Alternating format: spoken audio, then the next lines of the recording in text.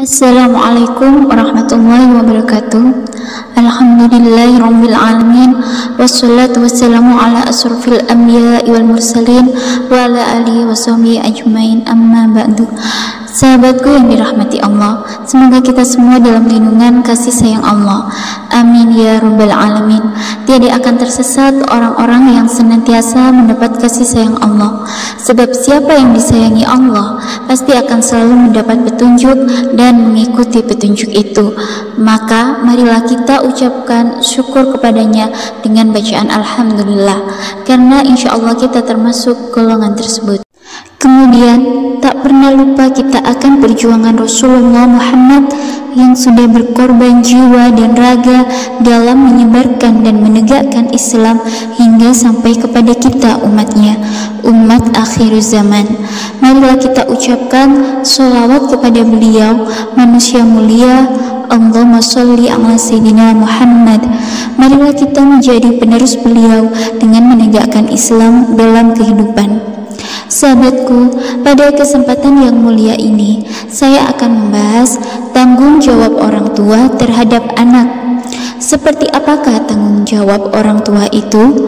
Sebelum saya membahas lebih perinci tentang tanggung jawab orang tua terhadap anak, saya akan membahas posisi manusia sebagai khalifah. Dalam Quran surat Al-Baqarah ayat 30, Bismillahirrahmanirrahim. Wa idh qala rabbuka lil malaikati inni ja'ilun fil ardi khalifah. Dan ingatlah ketika Tuhanmu berfirman kepada para malaikat, aku hendak menjadikan khalifah di muka bumi. Khalifah di sini yang dimaksud adalah manusia. Allah akan menciptakan manusia sebagai khalifah di muka bumi. Dalam ayat ini kita akan fokus pada kata khalifah. Khalifah artinya pemimpin. Jadi setiap bayi yang lahir otomatis adalah calon pemimpin. Saat manusia sudah balik dan tamyiz, maka sejak saat itu statusnya adalah resmi menjadi pemimpin, walau tidak mengikuti pencalonan apapun, entah pilkada, pil bupati, pilrah, pil RT, pil RW, dia adalah pemimpin. Dan pemimpin itu memiliki tanggung jawab. Apakah tanggung jawab manusia sebagai khalifah di muka bumi? Manusia sebagai khalifah tidak sama dengan binatang. Binatang memiliki kebutuhan makan, minum, tidur, kawin. Ketika kebutuhan ini sudah terpenuhi, mereka akan bahagia. Sementara manusia sebagai khalifah tidak cukup itu saja.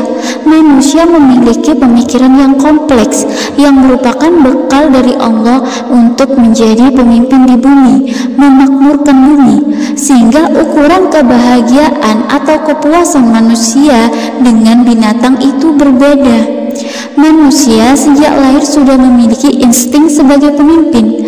Jadi wajar jika semua yang ada di bumi seperti hewan, tumbuhan, lahan dikelola dan dikendalikan oleh manusia dalam batasan yang Allah sudah tentukan, sudah Allah tetapkan. Dalam masalah kepemimpinan, Nabi Muhammad SAW menjelaskan di dalam hadis yang berbunyi, kullukum ra'in wa kullukum mas'ulun an ra'iyati. Al-imam ra'in wa mas'ulun an ra'iyati, wa rajulun ra'in fi ahli wa huwa mas'ulun an ra'iyati, wal mar'atu ra'iyati fi baiti zawjiha wa mas'ulun an ra'iyatiha, wal khadimu ra'in fi malin sayyidihi wa mas'ulun an ra'iyati. Artinya, setiap kalian adalah pemimpin, dan setiap pemimpin akan dimintai pertanggungjawaban atas kepemimpinannya. Imam adalah pemimpin yang akan diminta pertanggungjawaban atas rakyatnya. Seorang suami adalah pemimpin dan akan dimintai pertanggungjawaban atas keluarganya.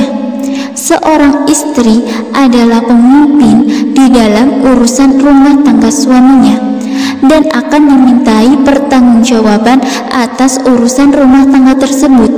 seorang pembantu adalah pemimpin dalam urusan harta tuannya dan akan dimintai pertanggungjawaban atas urusan tanggung jawab tersebut.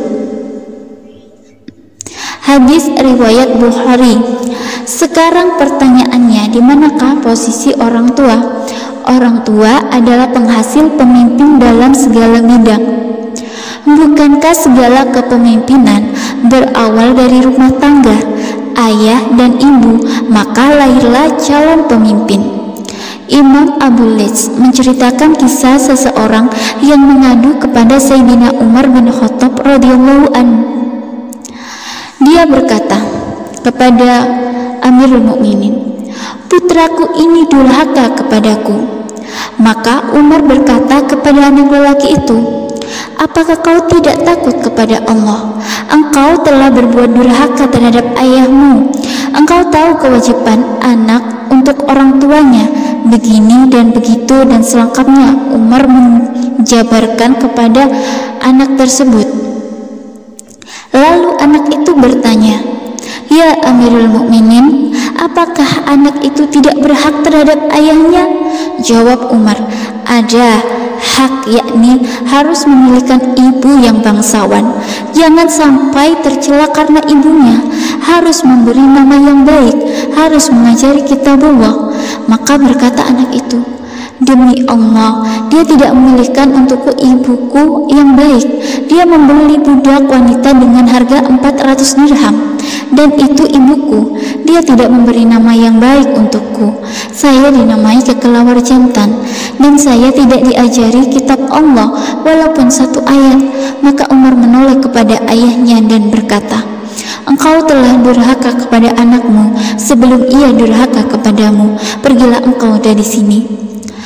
Asy-Sya'bi meriwayatkan bahwa Rasulullah SAW bersabda, "Allah akan merahmati kepada ayah yang membantu anaknya untuk berbakti taat kepadanya, yakni tidak menyuruh sesuatu yang dikhawatiri anak itu tidak dapat melaksanakannya." Kemudian tanggung jawab orang tua terhadap anak sesuai dengan hadis riwayat Abu Daud. "Sesungguhnya kamu sekalian akan dipanggil pada hari kiamat dengan nama-nama kamu sekalian, maka perbaguslah nama kalian." Terkait pemberian nama yang baik sesuai hadis Nabi, yakni kewajiban orang tua terhadap anak adalah memberikan nama anak sebaik mungkin sesuai dengan artinya. Hadis riwayat Tirmidzi juga menyatakan bahwa Rasulullah sangat peduli terhadap memberikan nama yang baik untuk anaknya, sehingga beberapa kali ketika beliau menemukan nama yang tidak layak, tidak mengandung arti yang kurang baik, maka beliau akan mengubah dan mencari nama terbaik untuk anak tersebut. Kemudian memberikan ASI menjadi kewajiban ibu dalam keluarga dalam memberikan kasih sayang pada anaknya. Dalam Quran Surat Al-Baqarah, para ibu hendaklah menyusukan anak-anaknya selama 2 tahun penuh, yaitu bagi yang ingin menyempurnakan penyusuannya.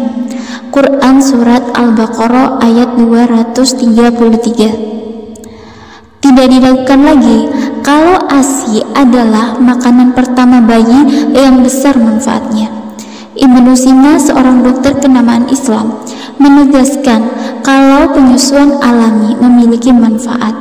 Seorang bayi sebisa mungkin harus menyusu dari air susu ibunya, sebab mengulum puting susu ibu terkandung manfaat yang sangat besar dalam menolak segala sesuatu yang rentan membahayakan dirinya.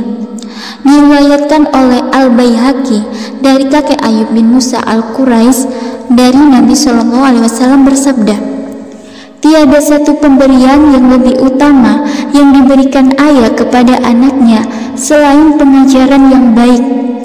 Ini bermakna bahwa kewajiban orang tua terhadap anak adalah hal yang utama untuk mengajarkan kebaikan serta memberikan pendidikan yang terbaik untuk anaknya, baik pendidikan Islam juga pendidikan dunia. Pendidikan dunia dan akhirat itu penting, keduanya tidak boleh ditinggalkan. Dunia adalah saat ini yang sedang dijalani, sementara akhirat adalah yang akan dijalani, sehingga keduanya tidak dapat dipisahkan satu sama lain. saling berhubungan, seperti dua kaki kita yang berjalan saling beriringan. Dunia kaki kiri, akhirat kaki kanan. Tentunya kita tidak ingin memiliki anak yang pincang dalam kehidupannya.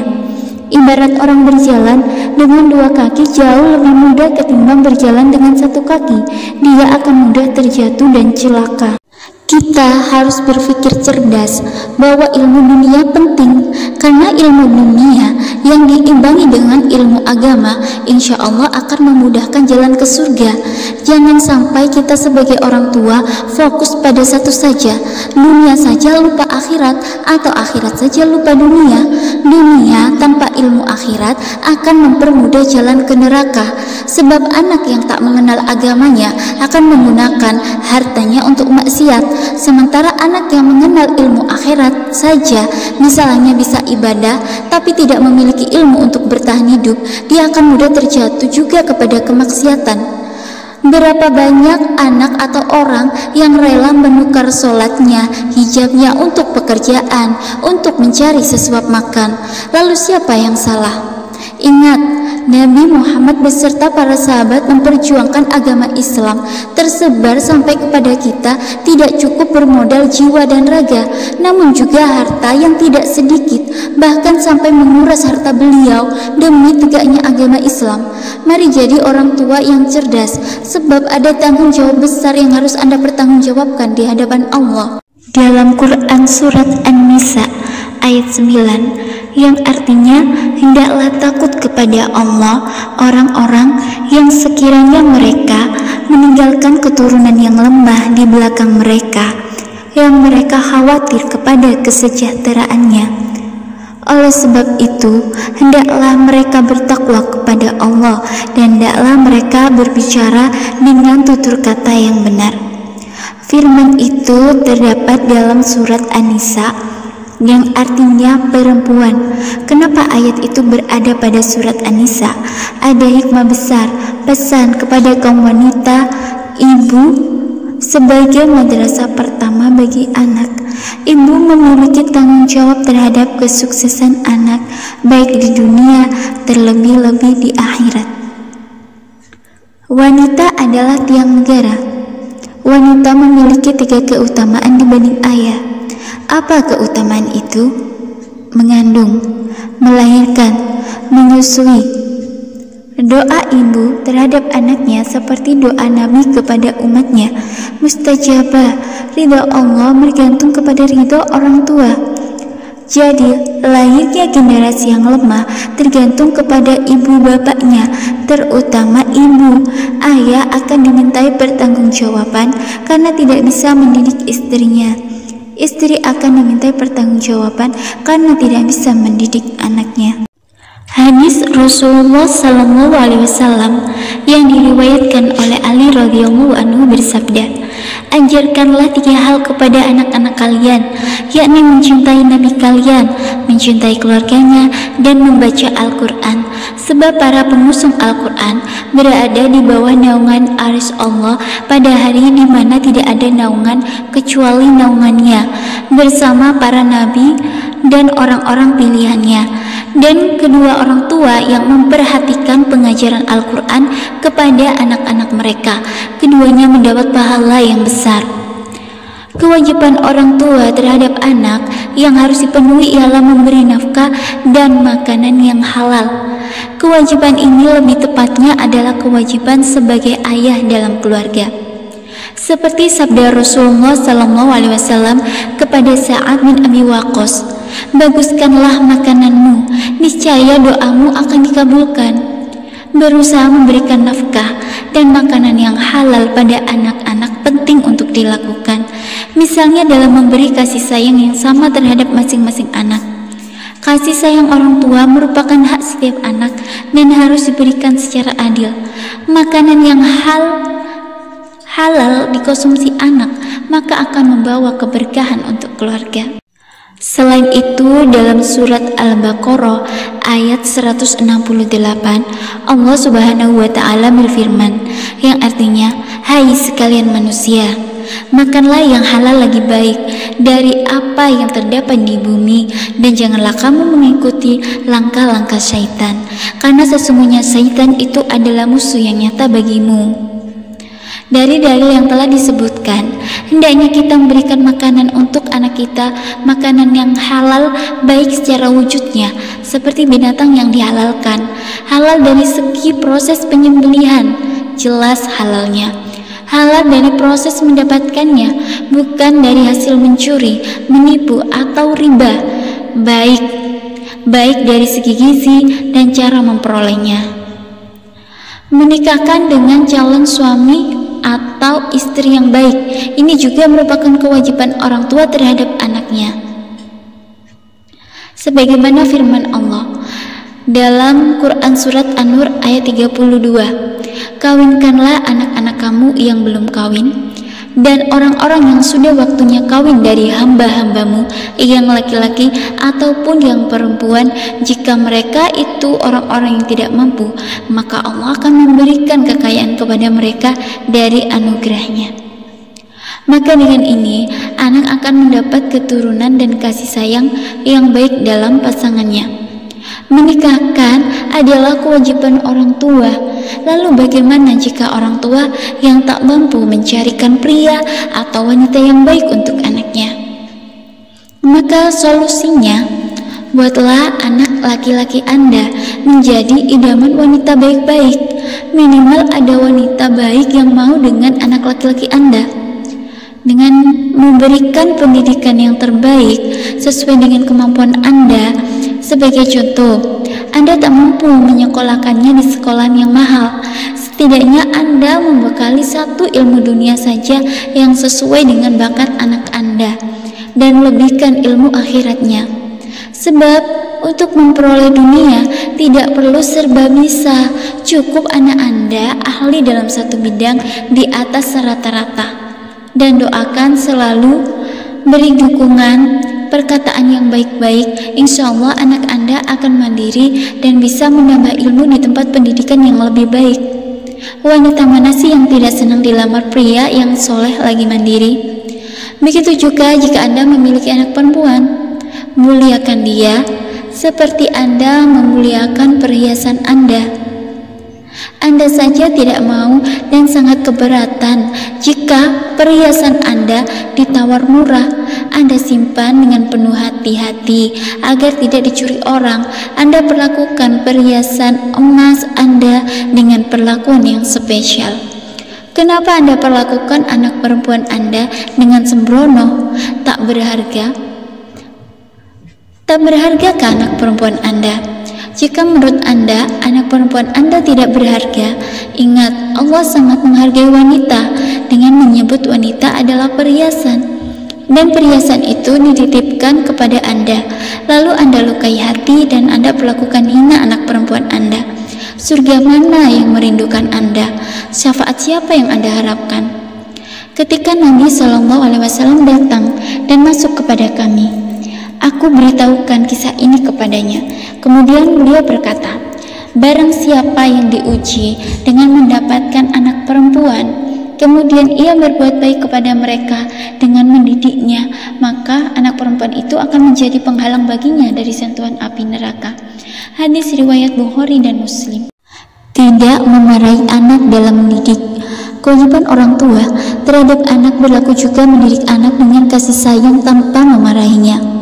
Quran Surat At-Taghabun ayat 14-15 antara lain menyerukan kepada orang mukmin agar memaafkan serta tidak memarahi dan juga mengampuni anak-anak, dan bersabar ketika menghadapi kenakalan anak-anak, karena Allah Maha Pengampun lagi Maha Penyayang. Sudah kewajiban ibu dan ayah untuk sabar dalam mendidik dan memberikan kasih sayang pada anaknya. Anak adalah insan yang tumbuh kembang dan akan mengalami perubahan dalam dirinya, baik dari fisik dan perilaku dalam menuju dewasa. Memarahi anak bukanlah solusi, malah menjadi cikal bakal serapah tanpa kontrol, sebab di dalam marah ada syaitan yang menambah amarahmu. Jika Anda bersabar dengan anak Anda, maka anak Anda akan bersyukur memiliki orang tua seperti Anda. Kesimpulannya, kewajiban orang tua terhadap anak adalah: pertama, mencarikan ibu yang baik bagi anaknya, tanggung jawab ayah. Kedua, memberikan nama yang baik. Ketiga, memberikan ASI pada anaknya, tanggung jawab ibu. Yang keempat, memberikan gizi yang baik untuk perkembangan tumbuh kembang anak. Kelima, memberikan pendidikan yang terbaik buat anak, baik dunia terlebih-lebih akhirat. Keenam, menikahkan anak yang sudah dewasa dengan wanita atau lelaki baik-baik. Kemudian, demikianlah yang bisa saya sampaikan. Semoga bermanfaat. Ada kekurangan dan kesalahan saya mohon maaf yang sebesar-besarnya. Orang tua yang sukses adalah orang tua yang mampu menghantarkan anaknya sebagai khalifah yang sesungguhnya, memakmurkan bumi sesuai syariat Islam. Jazakumullah khairan katsira. Wassalamualaikum warahmatullahi wabarakatuh.